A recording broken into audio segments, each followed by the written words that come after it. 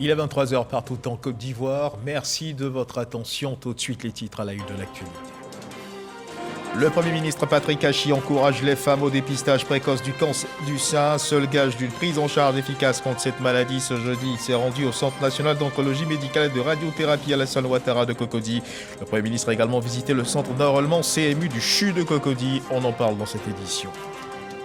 Concours d'entrée dans les établissements publics du ministère de l'Enseignement technique, de la formation professionnelle et de l'apprentissage. Sur 21 364 candidats, 18 996 ont été déclarés admis, soit plus de 97% de réussite cette année. Des résultats qui sont connus depuis hier et qui donnent entière satisfaction aux ministres de l'Enseignement technique.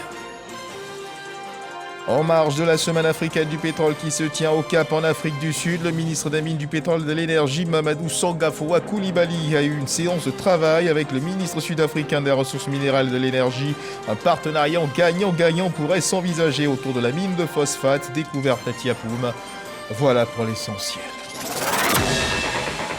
Madame, Monsieur, bonsoir et merci de nous suivre. Le président de la République togolaise Faure Gnassingbé Eyadema est arrivé ce jeudi en début de soirée à Abidjan pour une visite d'amitié et de travail. Il a été accueilli par son homologue ivoirien, le président de la République Alassane Ouattara. Les deux chefs d'État ont ensuite eu un entretien au cours duquel ils ont abordé les derniers développements liés à l'actualité sécuritaire dans la sous-région. Nous y reviendrons certainement dans nos prochaines éditions. Puis sachez que le Premier ministre Patrick Achi était ce jeudi au Centre national d'oncologie médicale et de radiothérapie Alassane Ouattara de Cocody. En marge de l'Octobre Rose dédié à la lutte contre le cancer du sein, le chef du gouvernement a exhorté les femmes au dépistage précoce, gage d'une prise en charge efficace. Le cancer du sein, rappelons-le, à ce jour efficacement pris en charge en Côte d'Ivoire. Alexis Ouedraogo. Le cancer du sein peut être efficacement traité aujourd'hui en Côte d'Ivoire, pourvu qu'il soit dépisté le plus tôt. Ce jeudi, au Centre national d'oncologie médicale et de radiothérapie Alassane Ouattara de Cocody, le Premier ministre Patrick Achi est venu voir les avancées du secteur, car en moins de 5 années de fonctionnement, le centre a contribué à la réduction de près de 25% de décès liés au cancer du sein. Nous avons traité entre le 25 janvier 2018 et le 31 mars 2022 1179 personnes au CNRAO pour cancer du sein, dont 3 hommes. Aucun traitement ne doit être retardé par manque d'argent. Les patients se traitent, ils ont la possibilité de payer après, à leur rythme ou dans l'attente d'une prise en charge. Avec la politique de l'État de Côte d'Ivoire qui permet que des médicaments dont les coûts varient entre 1 500 000 et 4 200 000 soient gratuits pour la population. Cette gratuité a permis à beaucoup de personnes de pouvoir aller vers la chronicité de la maladie parce qu'aujourd'hui, quand on ne peut pas guérir d'un cancer, on peut le transformer en maladie chronique. Véritable problème de santé publique, l'État s'est engagé à vaincre le fléau via une politique sanitaire et sociale dynamique adressée à toutes les couches sociales. À ses côtés, les partenaires de santé. Nous étions émerveillés devant les équipements que le président de la République a bien voulu mettre à la disposition de l'État de Côte d'Ivoire, mais également devant l'efficacité, la gentillesse de tout le personnel médical, le personnel soignant du CNRAO. Les partenaires de la santé sont réellement fiers des résultats que vous avez dans ce centre. On va lutter contre le cancer et on aura des résultats meilleurs. Le CNRAO est à ce jour en termes d'équipement, de plateaux techniques, d'accessibilité financière au traitement anticancéreux, le premier service de radiothérapie nationale, le premier centre public autonome et uniquement spécialisé en cancérologie d'Afrique de l'Ouest francophone dans la prise en charge des cancers du sein. Et l'État ne compte pas s'arrêter en si bon chemin. Certes, d'énormes efforts ont été déployés et les résultats sont encourageants. Cependant, les défis restent encore à relever. Notre objectif est d'étendre la gratuité à tous les médicaments anticancéreux, de renforcer les effectifs des ressources humaines en cancérologie, d'achever les travaux de construction du CNRAO de Grand Bassam et d'entamer la construction du service d'hospitalisation du CNRAO qui nous abrite ce soir. Pour le Premier ministre, la lutte contre le cancer fait partie des priorités du gouvernement, l'État qui est engagé aux côtés des acteurs du secteur. Lorsqu'à l'issue du diagnostic, vous entendez simplement le mot cancer, à cet instant précis, le monde se transforme. D'un monde normal à un drame. Et vous perdez tous vos sens. Et vous perdez tout ce que vous avez comme rêve. Et dans ces moments-là, lorsque vous vous rendez dans ces centres comme ceux-ci, la première chose qui vous apaise, c'est le regard de ceux que vous voyez. C'est le sourire des soignants. C'est les mots doux qu'ils vous adressent et qui vous calment et qui vous donnent quelques espoirs. C'est pour ça que je voulais les remercier tout particulièrement. Oui, l'État a mis en place tous ces équipements, a mis en place toutes ces infrastructures, mais qu'il n'oublie jamais qu'un sourire, qu'un mot doux vaut autant que tous les équipements qui sont là. Patrick Hachi a pour finir lancé un appel aux consciences. Dépistez-vous. Dépistez-vous. Une troisième fois, dépistez-vous. Car battre le cancer, le réduire à néant, en guérir, c'est d'abord savoir le prendre de vitesse. C'est le voir avant qu'il n'ait eu le temps de s'en apercevoir. C'est le trouver quand il va naître pour l'empêcher de grandir et mieux le faire disparaître.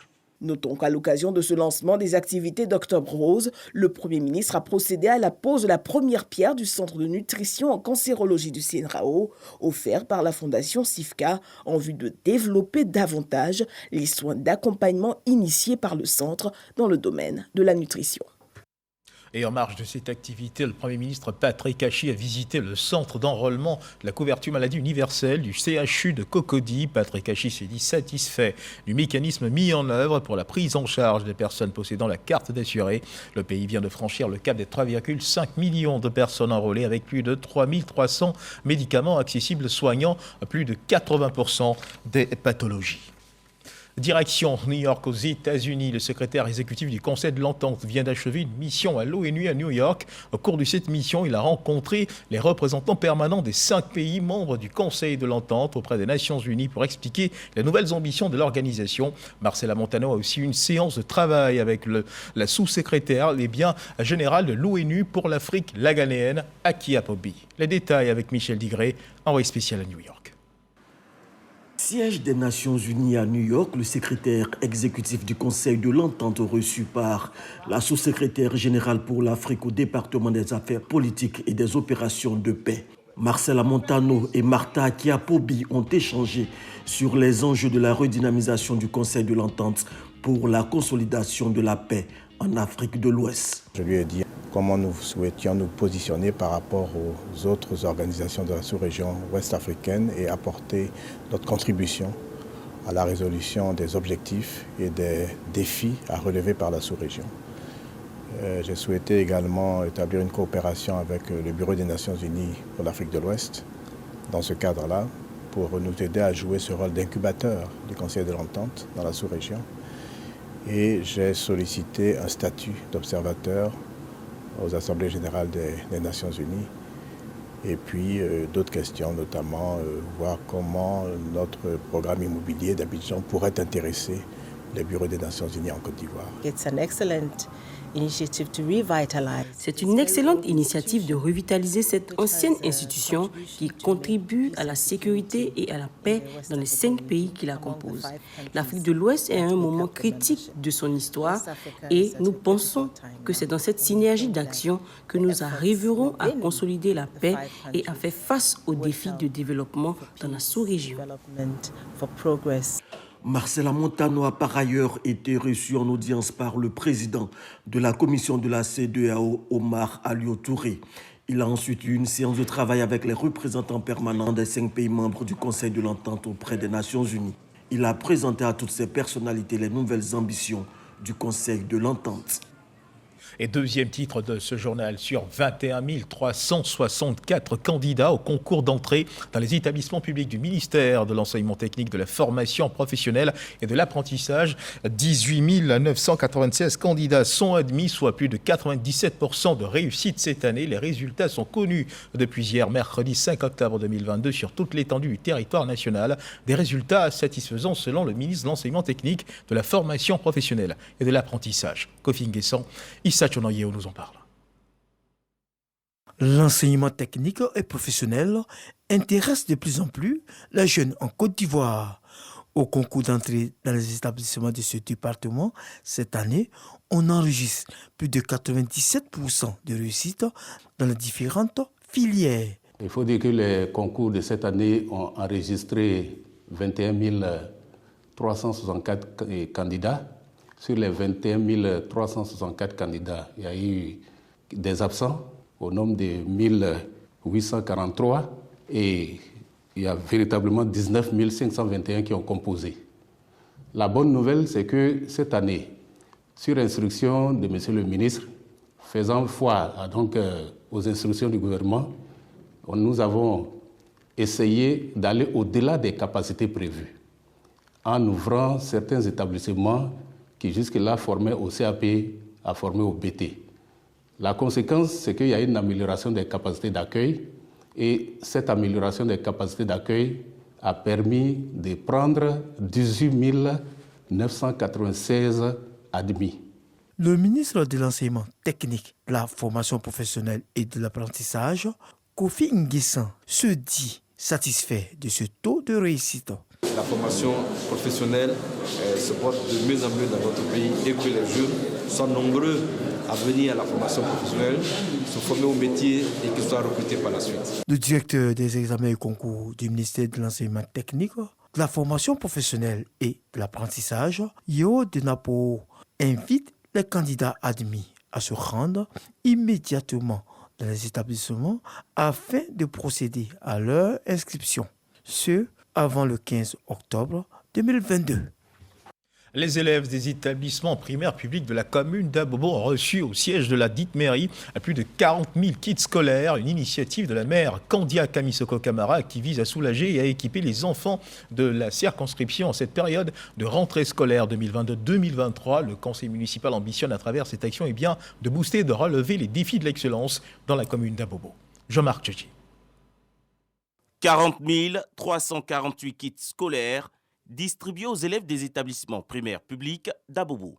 C'est l'aboutissement de l'action de solidarité menée par la maire Candia Camara en cette période de rentrée scolaire. Ce geste vise à soulager les parents d'élèves et doter les enfants d'Abobo d'équipements leur permettant de mieux aborder la nouvelle année. C'est l'occasion d'inviter nos enfants à donner le meilleur d'eux-mêmes en faisant bon usage de tous ces dons.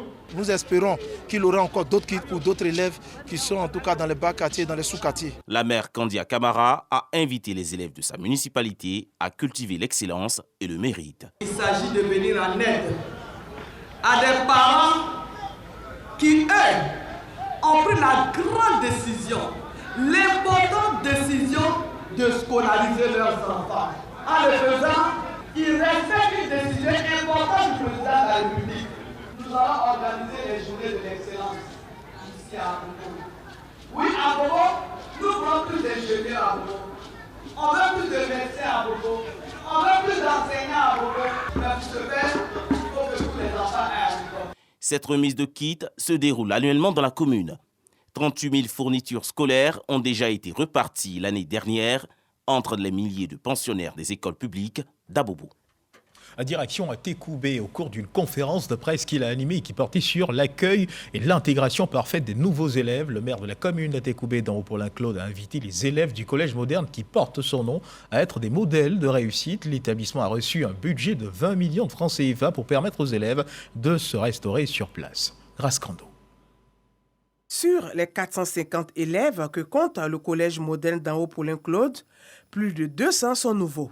Pour une meilleure intégration de ces élèves, le ministre des Sports, par ailleurs, député maire de la commune d'Atékoubé, a animé une conférence sur la question. À ses côtés, des élèves du dit établissement. Pour avancer dans la vie, il faut des repères. Et nous avons essayé modestement de leur retracer notre parcours pour qu'ils comprennent que rien ne s'obtient sans effort. Ils ont une lourde responsabilité vis-à-vis de notre société, vis-à-vis de leurs parents et vis-à-vis d'eux-mêmes. Ils doivent se surpasser, laisser tomber les mauvaises habitudes, avoir des bonnes pratiques, être concentrés et déterminés. Ces nouveaux élèves ont reçu des kits composés de tenues de sport, de carnets de correspondance et le règlement intérieur. Je dis merci au maire Paulin-Claude qui nous a offert ce kit. Je vais travailler pour être une meilleure élève. Pour favoriser un environnement d'études décent, le député maire Paulin-Claude a pris l'engagement, entre autres, de ravaler les façades de l'établissement, de construire de nouvelles toilettes, d'équiper la bibliothèque et l'infirmerie et a remis un budget de 20 millions de francs CFA alloués à la cantine scolaire. Nous accueillons avec une joie tous les dons que le ministre nous a faits. On en avait vraiment besoin. On a besoin de cantines parce que les enfants sont vraiment un peu reculés, qu'ils viennent le matin jusqu'au soir. Donc il faut une cantine pour pouvoir les restaurer. Ça fait partie de l'amélioration des conditions de vie des enfants et du personnel d'encadrement. Le député maire Paulin-Claude Danho prend l'engagement d'être aux côtés des acteurs du système éducatif de la commune en vue de faire avancer l'éducation à Atekoubé. Quittons la commune d'Atekoubé pour l'Afrique du Sud, précisément la ville du Cap, en marge de la semaine africaine du pétrole qui se tient dans cette ville. Le ministre des Mines, du Pétrole et de l'Énergie, Mamadou Sangafoua Coulibaly, a une séance de travail avec le ministre sud-africain des Ressources minérales et de l'Énergie, Gwede Taché, au cœur des échanges, l'actualité des hydrocarbures, mais surtout la découverte à Tiapoum d'une mine de phosphate. Les deux parties devraient s'engager pour un partenariat gagnant-gagnant. Le compte-rendu de nos envoyés spéciaux au Cap en Afrique du Sud, Lancine Bakayoko et Fernand Conan. En décembre 2021, Cyril Matamela Ramaphosa à Abidjan, juillet 2022, Alassane Ouattara à Pretoria. L'objectif de ces deux visites officielles, renforcer la coopération entre la Côte d'Ivoire et l'Afrique du Sud dans tous les domaines, notamment économiques. Ce 5 octobre au Cap, le ministre des Mines, du Pétrole et de l'Énergie, Mamadou Sangafoua Coulibaly, et son homologue sud-africain, Gwede Taché, ensemble pour donner du contenu à cette volonté de coopération. En bonne place, le projet de valorisation du phosphate découvert à Ebouendé, sous-préfecture de Tiapoum, dans la région du sud-est de Côte d'Ivoire. Nous collaborons avec les Sud-Africains pour mettre en évidence ce minerai et qui va contribuer à la sécurité alimentaire, non seulement en Côte d'Ivoire, mais aussi en Afrique du Sud et en Afrique. Les équipes sont déjà à pied d'œuvre et dans quelques mois, ils pourront avoir des relations commerciales. Nous sommes très confiants que nous allons renforcer notre coopération en matière minière et énergétique. La construction d'une usine de fabrication d'engrais à partir du phosphate devrait alimenter les usines, mais surtout contribuer à booster l'agriculture ivoirienne et à générer des emplois. Tout au niveau des mines, les deux personnalités ont également abordé le projet d'usine d'affinage d'or en Côte d'Ivoire. Il a été aussi question d'hydrocarbures, notamment de la vente de carburant jet à l'Afrique du Sud via la société ivoirienne de raffinage. Le ministre Gwede Taché et le gouvernement de Pretoria sont dans une dynamique gagnant-gagnant. Pensons que la découverte des possibilités ou de la quantité de phosphate en Côte d'Ivoire va aider le continent africain à sécuriser, à assurer la sécurité alimentaire, à l'effet de permettre au continent de continuer son développement. Ensuite, les conflits, par exemple, dans une région ne doivent pas être vraiment un point, négatif dans l'approvisionnement, aussi bien en engrais qu'en jet fuel. Si tous ces projets portés par le ministre Mamadou Sangafoua Coulibaly se concrétisent, les économies des deux pays devraient prendre du volume. En 2020, le niveau des échanges était de 371 milliards de francs CFA. Et parlons à présent de sécurité maritime. La Côte d'Ivoire a réceptionné un patrouilleur du type P400 long de 54,8 mètres pour 8 mètres de largeur dans l'objectif de faciliter les interventions de sécurisation de la navigation commerciale et du gazoduc ouest-africain, la lutte contre les trafics illicites, les surveillances et le contrôle des zones de pêche. Cette nouvelle acquisition vient renforcer la flotte ivoirienne qui dispose déjà de 4 autres patrouilleurs. Souleymane Denisongui et Abou Sanogo. C'est le patrouilleur P400. Il est long de 54,8 mètres pour 8 mètres de large et un déplacement de 480 tonnes en charge. Ce navire peut naviguer à une distance de 23 nœuds, soit 45 km/h, et dispose d'une autonomie de 5000 nautiques. Armé d'un canon de 40 mm Beaufort en plage avant et d'un canon de 20 mm en plage arrière, et d'une mitrailleuse de 7,62 mm, il est mis en œuvre par un équipage de 25 marins. La Marine nationale vient donc de se doter de ce patrouilleur pour faire face aux menaces en mer. Ce périple a duré 14 jours de navigation en mer, avec une distance franchie de 6794 km. Après son périple, qu'il a conduit des chantiers navals du groupe Périou à Concarneau, en passant par la France Les escales techniques ont été effectuées à Casablanca au Maroc, à Dakar au Sénégal. Ce patrouilleur vient de lancer ses amarres au quai de la base annexe à Abidjan, son port d'attache. À bord de l'engin, le chef d'état-major général des armées, le général du corps d'armée Lassina Doumbia, exhortant la marine nationale à assurer une vigilance permanente dans les eaux, donne quelques spécificités de ce patrouilleur. Ce que ce patrouilleur hauturier va nous apporter, c'est d'abord la portée, un long rayon d'action, mais aussi et surtout une capacité à durer. Ce patrouilleur hauturier a une meilleure capacité en termes d'autonomie que le patrouilleur côtier que nous avions. Et comme vous le savez, pour mieux défendre, il faut être présent. Et donc avec ce patrouilleur hauturier, la Côte d'Ivoire pourra être présente dans les eaux internationales. La livraison de ce bâtiment intervient suite à la signature par le ministère d'État, ministère de la Défense du Côte d'Ivoire, d'un contrat portant sur l'acquisition d'un patrouilleur hauturier type P400 destiné à la marine ivoirienne. Et bienvenue à ce nouveau patrouilleur dans les eaux ivoiriennes. Le ministère de l'Emploi et de la Protection sociale, en partenariat avec le Bureau pays de l'Organisation internationale du travail, a lancé ce jeudi 6 octobre 2022 la campagne de sensibilisation des travailleurs domestiques de Côte d'Ivoire. Objectif visé à informer, mieux sensibiliser sur la protection des droits des travailleurs domestiques, leur accès aux soins de qualité à moindre coût et le bénéfice des prestations salariales. Jean-Marc Djadji. Vers un travail décent pour les travailleurs domestiques. Un slogan bientôt au cœur de la sensibilisation lancée en faveur de la protection des droits de ces travailleurs encore dans l'informel. En Côte d'Ivoire, le non-respect du SMIG et différents genres de violences à leur encontre sont constatés. À ce jour, 3683 travailleuses domestiques et 2218 employeurs ont été intégrés dans le circuit de la protection sociale, sur plus de 2 millions de travailleurs domestiques au total. Au vu de cette situation, les acteurs se disent prêts pour cette sensibilisation. Il faut pouvoir faire une campagne à leur niveau pour qu'elles sachent qu'elles ont aussi une contribution à pouvoir bénéficier effectivement d'un congé maternité, congé de maladie, retraite. Plus de 90% des travailleurs domestiques ne disposent pas d'une couverture sociale complète selon l'OIT.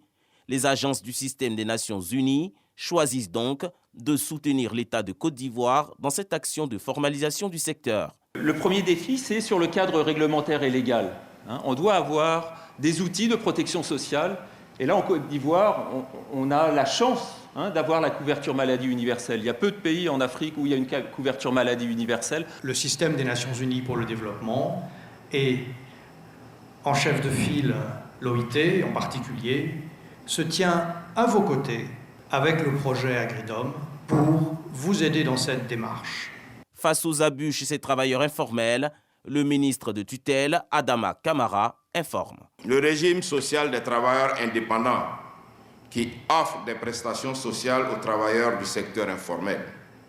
Le régime de retraite complémentaire par capitalisation, dénommé la complémentaire, qui vise à améliorer le niveau de pension des fonctionnaires et agents de l'État à la retraite.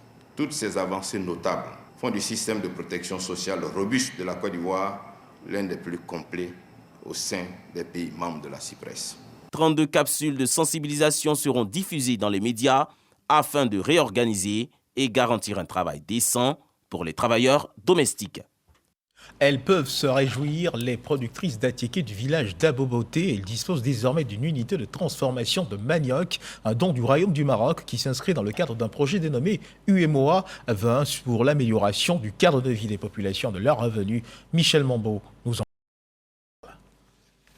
Fini les vieilles pratiques. C'est désormais d'ici que sortiront la et les autres dérivés de manioc produits par les femmes d'Aboboté. Cette unité de production flambant neuve est le fruit de la coopération entre la commune d'Abobo et celle de Benguerir au Maroc à travers le projet UMOA R20 pour l'amélioration du cadre de vie des populations. La commission de l'UMOA, en partenariat avec le Conseil des collectivités territoriales, a identifié des communes pilotes porteuses de projets éco-quartiers et la commune d'Abobo a été retenue parmi ces communes pilotes. Quand on voit cette ambiance et surtout les femmes bénéficiaires. Nous sommes fiers de cette réalisation. Inch'Allah, la deuxième phase de cette réalisation, on va équiper avec des machines de production pour qu'ils facilitent la tâche et aussi améliorer la productivité. Et pour accroître le revenu de ces braves productrices, cerise sur le gâteau, formation pour 144 femmes et jeunes du village à la gestion coopérative et à la comptabilité simplifiée. Cette usine de production de la Tségué, mise à notre disposition, sera utilisée en bonne mission et permettra aux femmes de s'épanouir quotidiennement.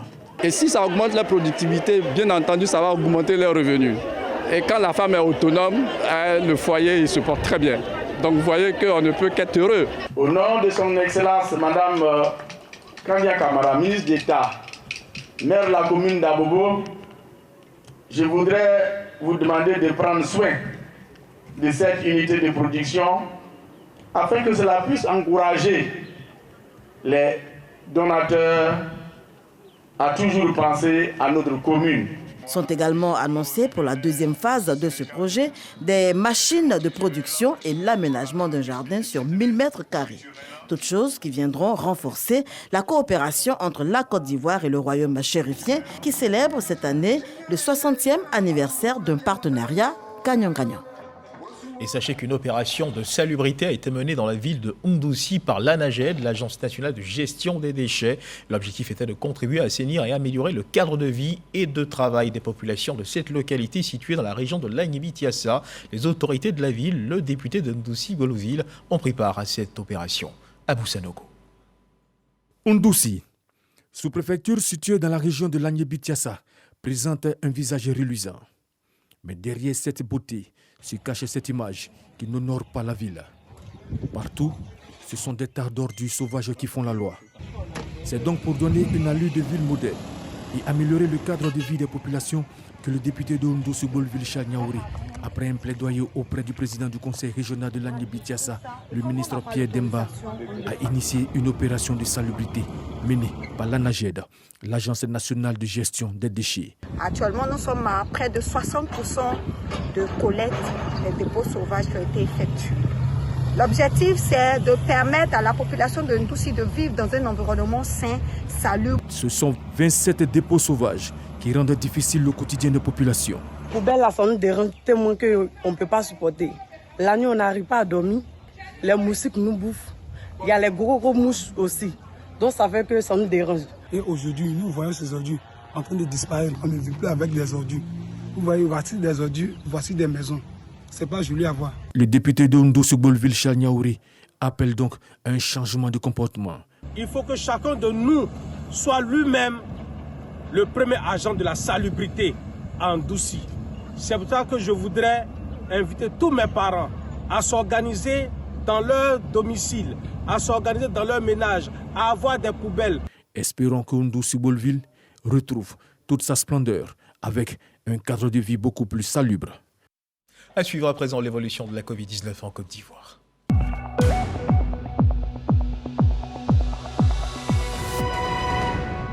Le ministère de la Santé et de l'Hygiène publique de la couverture maladie universelle a enregistré ce jeudi 6 octobre 2022 31 nouveaux cas de Covid-19 sur 462 échantillons prélevés, soit 6,7% de cas positifs, 23 guéris et 0 décès. À la date du 6 octobre 2022, la Côte d'Ivoire, notre pays, compte donc 87 374 cas confirmés, dont 86 494 personnes guéries, 826 décès et 54 cas actifs. Le nombre total d'échantillons est de 1 632 024. Le 5 octobre 2022, 160 366 doses de vaccins ont été administrées, soit un total de 19 96 254 doses du 1er mars 2021 au 5 octobre 2022. Le groupe RTI affiche ses ambitions pour la rentrée de ses chaînes de RTI 1 à la 3 en passant par RTI 2. Les 3 chaînes de télévision ont présenté leur nouvelle grille de programme, de même que les chaînes de radio, Fréquence 2, Radio Côte d'Ivoire et Radio Bouaké. De nouvelles émissions font leur entrée et les anciennes s'enrichissent d'innovation tout en restant fidèles aux missions d'éduquer, de divertir et d'informer. Didier Nguessan. Les chaînes télé du groupe RTI sont numéro 1 en couverture veille avec 27,3% des parts d'audience. Les chaînes radio n'en font pas moins. Elles sont leaders en bas d'audience avec 19,4% selon l'enquête du cabinet Choice My Côte d'Ivoire au deuxième trimestre 2022. Un rang honorable que le groupe RTI entend conserver avec des grilles de programme enrichies pour la rentrée de ces chaînes. C'est la grosse surprise de la saison. Ça va être du gros divertissement. Je vous dis juste le nom qu'on va appeler Rions avec les stars. Radio Côte d'Ivoire fait peau neuve. Cette saison, elle va porter de nouveaux habits qui vont vous plaire. Et on vous invite aussi à rester connecté sur la 88.0 de la bande FM. Les innovations Colo, qui va présenter le club de la presse, ça sera chaque dimanche à partir de 18h50. Et l'autre innovation, ça sera Allume la télé, présenté par Jean-Michel Honin, qui va vous étonner. De nouvelles productions, notamment des téléréalités, du divertissement et de l'information avec un ancrage commun, la télé utile, telle que pensée par la direction générale. La télé va vraiment insister sur le côté utile. Devant la pléthore de contenus que nous avons à foison sur le net, un peu partout même sur certaines chaînes, on se rend compte que les valeurs que nous proposons sont vraiment les plus importantes de pouvoir les recentrer autour des besoins de nos téléspectateurs. La rentrée des chaînes est prévue le lundi 10 octobre 2022. Et c'est sur cette info que se referment les pages de cette édition. Merci de nous avoir suivis. Agréable fin de soirée. Dieu garde la Côte d'Ivoire.